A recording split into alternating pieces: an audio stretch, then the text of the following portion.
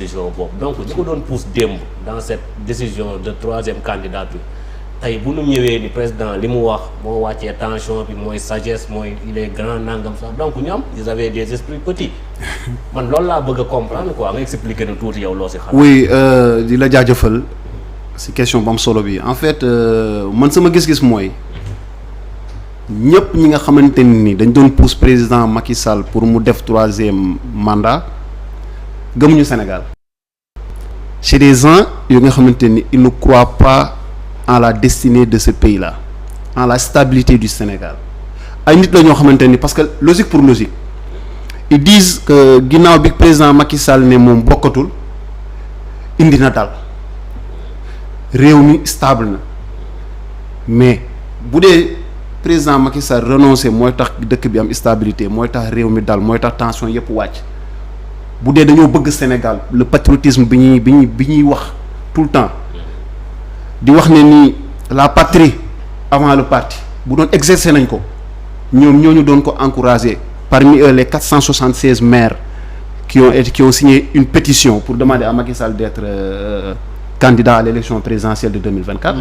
Ils auraient dû penser au peuple et à cette nation-là ne ko mais président da ngay peut-être constitution may na la mais pour l'intérêt suprême du Sénégal yow tegal lépp ci suuf sénégalais nekk ci jàmm pour te dire aussi dafa am une sorte d'hypocrisie quand même derrière aussi mënoo ne président ginnaaw bi mu renoncer tu lui trouves de la grandeur tu lui trouves de la sagesse tu lui trouves mille et une autres qualités ginnaaw bi mu bàyyi décision bi léegi su bàyyitoon décision bi forcé ne moom day dem defi élection donc il n'aurait pas eu toutes ces qualités qu'on lui trouve aujourd'hui il faut à un moment donné qu'on soit logique man waa APR je trouve que Benno Bokk Yaakaar ils ont joué ils ont poussé le président ils ont mis la pression sur le président Macky Sall man depuis le début man li ma gëm mooy président Macky Sall quand il disait aux Sénégalais en toute bonne foi je veux bien limiter les mandats à 2. C'était sincère moi j'y crois moi je crois qu'il était sincère mais il arrive à un moment donné de l'histoire politique quand les intérêts vraiment entrent en jeu et que chacun veut tirer son épingle du jeu il peut arriver que ñu defloo njiit lu mu bëggul def man dama jàpp ne parce que j'ai même entendu des gens yu wax ne xam ne dañuy wax président daf leen trahir dafa trahir waa APR dafa trahir Benno Bokk Yaakaar j'ai entendu ça j'ai entendu des gens yoo xam dañu ne président soo présenté ñu ne yóbbu ñun ñoo la yóbbu CPI parce que c'est une haute trahison donc il faut que les gens à un moment donné tamit ñu xam lu ñu bëgg président Macky Sall bëggoon na mais après aussi moi je pense qu'il a manqué de fermeté quand même on peut lui trouver toutes les qualités mais sur cette question-là le président Macky Sall a manqué de fermeté man su ma doonoon président Macky Sall sama wax démb mooy doon sama waxu tey mooy continuer mais à un moment donné il a tergiversé cette tergiversation-là a causé des dommages fii ci biir réew mi Sénégal am na ñu ñàkk seen bakkan en 2021 c'est vrai am na yeneen cause yu nekk ci ginnaaw mais la cause du troisième mandat quand même bokkoon na ci li nga xamante ni moo attisé maanaam le feu na daal benn instant. effectivement parce que c'est le flou. parce que tamit boo ko jàngatee par exemple lu jëlee Sori Kaba fu mu jaar ak moom. Maître Moussa Diop jaar fa keneen ak keneen de l'autre côté am na ñuy wax président nangam sangam. su ko neexee mën na nekkaat candidat on les laisse là-bas ou bien on les récompense c'est-à-dire ñi njëkkoon wax parce que ñoom tamit xamoon na ni président loolu la gëm. xamoon na ni loolu la gëm donc ñoom ñu véhiculer loolu c'est comme si que ñoom li ñuy wax c'est normal donc na seetlu ñi doon def côté boobu yëpp. ils ont été isolés. Donc ça montre. oui non man dama dem ba li ma xalaat mooy président Macky Sall ca njëlbeen il voulait pas faire plus de 2 mandats. mais avec le temps avec les pressions subies le président il a tergiversé à un moment donné il s'est posé il s'est dit et si je faisais un 3e mandat il s'est posé cette question-là. ñi koy wax ñëpp président à un moment donné il a même eu peur de se prononcer parce que moi j'appelle ça comme ça c'est de la peur parce que mënoo ñëw nga wax nit ñi du ma bokk nga bind nga ne man 3e mandat du ma ko def sama bii mooy sama second et dernier mandat à un moment donné nga ñëw di indi yeneen ni lay boo xamante ne da nga ne man su ma waxee wuy du ma bokk dëkk bi kenn dootu liggéey su ma ne damay bokk dëkk bi tamit day am yëngu mais attendez à un moment donné il faut être clair. Il faut libérer les Sénégalais. Le peuple a le droit de savoir. Aujourd'hui, conséquences yi gis nañ ko. Il a gardé le secret jusqu'à la dernière minute. Si c'est un secret, moi je pense que c'est à la dernière minute que le président Macky Sall a changé d'avis. Et que la pression n'était pas seulement ici au Sénégal, même à l'étranger.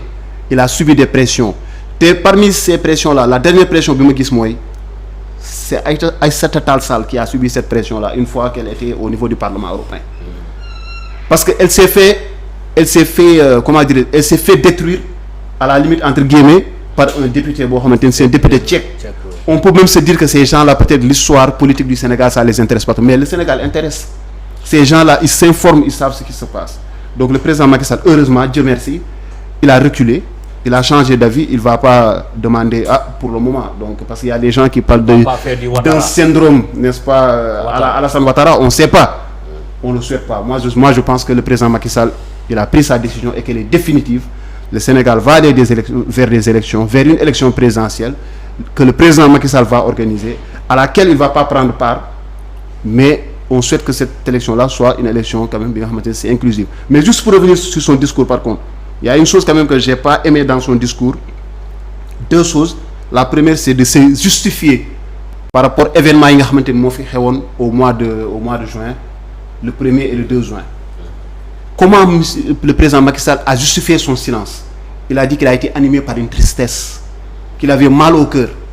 Oui, mais écoutez, à un moment donné, c'est lui le président de la République. Si ce pays-là, des fils du Sénégal tombent, ok, lors de manifestations, ils perdent la vie, d'autres ont subissent des lésions, mais la moindre des choses, c'est de sortir et de parler à ce peuple-là. Parce que on s'en souvient, il y a eu environ 23 morts, 26 morts, je ne sais pas combien. Et en 2021 déjà, il y avait 14 morts, il est sorti pour nous parler. Donc à 23 morts, il ne peut pas nous parler. Ce n'est pas logique à un moment donné. Donc aussi, vers la fin de son discours, il a mis en place des menaces voilées. Selon moi, c'est comme ça que je le considère, c'est des menaces voilées. C'est des choses, c'est la personnalité de Macky Sall, c'est quelqu'un, il aime se montrer fort. Mais Boubacar Niane, il a montré. Non, il a voulu affirmer, réaffirmer. Oui, mais vous savez, les slogans qu'ils utilisent tout le temps, hein, force restera à la loi. Mais ça fait une décennie qu'on nous dit ça. Et que l'État restera fort, on sera ferme. Oui, mais il y a des choses, par contre, quand tu es président de la République, tu n'as pas forcément besoin de le dire. Ça se pratique. Ça se pratique parce que tu as été élu pour ça. Tu n'as pas besoin de dire oui, ceux qui font l'objet d'une condamnation, on va respecter la justice, on va faire. Oui, mais tu as été élu pour ça. Ça, tu n'as pas besoin de nous le rappeler parce qu'on le sait. Mais quand tu viens avec un discours et que tu parles aux Sénégalais et que c'est pour apaiser les tensions, parfois aussi, il y a des choses, quand même, c'est malheureux quand tu les mets en avant.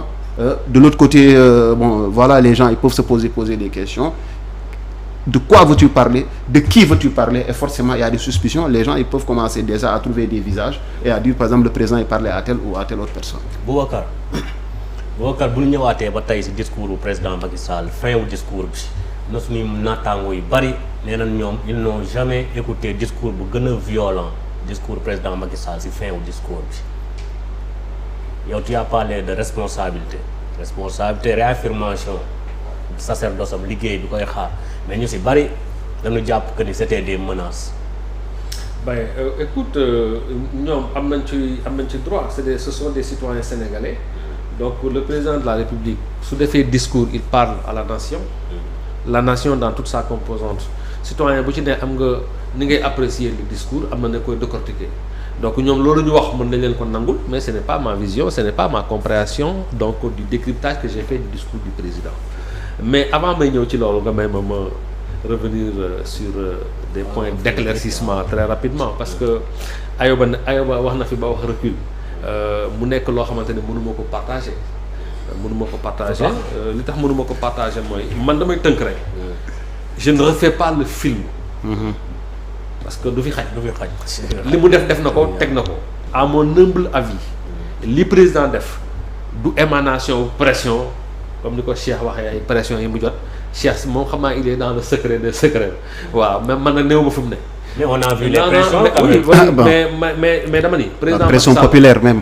ku xam ni muy fonctionner xam ni moom li mu wax ni pression tax mu reculer loolu teguwul ci dara waxi bakkan la le président de la république li mu def c'est le respect de la parole donnée mooy li ma gëm man. C'est le respect de la parole. Oui, non, léegi non. ñu ko doon pause pour mu def. Oui, mais mais pourquoi maa ngi ñëw ci loolu Bañ a non respecter mais parole am. non Franchement. maa ngi ñëw En fait, le respect de la parole donnée. Franchement. À Boubacar, le respect de la parole donnée serait logiquement, après 2019, il a écrit dans son livre, Oui. c'est mon second et dernier mandat, avant 2019. Après 2019, le respect de la parole donnée serait logiquement, c'est mon dernier mandat. Absolument. C'est ça, le respect de la C'est parole. Mais il est revenu sur sa parole pour dire, et alors qu'il n'avait pas dit ça, il n'avait pas écrit ça sur son livre. C'est ça le respect de la parole donnée. Pour moi, le respect de la parole donnée est dépassé. alors ñu may moom expliquer. may ko voilà yéegal. parce que du sotti quoi. Vas-y, voilà vas-y, donc bon. moi je reviens sur le livre du président de la République c'est son livre man C'est de la fiction. man damay taxaw sur les aspects fondamentaux yoo xamante ni constitution lay waxee quoi ak aussi waaw foofu lay taxaw ma voilà donc li ma bëgg a wax foofu mooy le président de la République décision bi mu jël keroog ba wax ko deful lu dul honorer sa parole donnée. mais Boubacar foofu. waaw mais pose mënoo problème. mën non xaaral di nga yeggali mais may ma Bon, parce bon, que bàyyi ma. nga utiliser benn terme boo xam ne foofu ça pose problème. Ah ouais, franchement. parce que on a vu une personnalité au plus haut sommet de l'État premier ministre taxaw na ni Macky Sall mooy candidat. c'est-à-dire non attends mooy candidat donc. Oui. c'est-à-dire c'est extrêmement grave. pour suñu société. Franchement. parce que boo tolloo seen situation yi. donc Macky Sall. xam nga la moo tax. xaaral da nga ni il a respecté sa parole. Non, xam nga la te loolu vertu la. mais il y a plus grave, il y a plus grave. Xam nga la moo- il voulait Kuli, pas il Kuli, il y a plus grave. Quand on parle de respect de la parole donnée, il y a plus grave. Ismaïla Madior Fall a dit que loolu tënkul respect parole donnée tënkul politique. c'est grave hein. waaw non mais c'est pas grave yow yaa ko bëgg a Grave, graawal yéen a ko bëgg a graawal je vais vous dire Vas-y. ce que dit Ismaïla Madior dem leen ngeen laaj ko Ismaïla Madior man je suis pas le porte-parole de Ismaïla Madior Et vous êtes le porte-parole de Macky Sall? tu comprends alors Ismaïla Madior loolu la wax man loolu waxuma ko loolu bu ngeen amee chance su toog ak moom ngeen laaj ko moom mu engagé wu ci ay propos dama ni li ma wax du deñ dama ni ku ne na gëm li ko neex Cheikh a ngi toog fii wax yoo xamante ne ay wax yi ngelaw la yoo xamante ne ko teg ko lu ci bakkanam. Non, monsieur Diassi, je vous respecte par contre. Non, Je vous respecte par contre. Non, je peux dire la même chose. Moi- Si vous insistez, je peux dire un autre. Non, mais maintenant, non, attendez, non, il faut juste qu'on précise. Ouais, vas-y. Moi, j'avance mes arguments, je dis ce que je pense. J'ai la liberté de penser, d'interpréter, d'analyser les propos des uns et des autres, n'est-ce pas? Lui aussi, il a ce droit. Laisse-le terminer Mais après. par contre, il y a une Laisse-le chose, terminer il ne après. peut pas aussi, moi je ne qualifie pas, jusqu'à preuve du contraire, jusqu'à présent, j'ai jamais qualifié ces propos Laisse-le terminer. d'étant quand même des propos vides, n'est-ce pas? Donc par respect, restons dans ce cadre-là. Laisse-le terminer. Allez, vas-y. Alors, vas-y Boubacar. Cheikh a utilisé des propos vides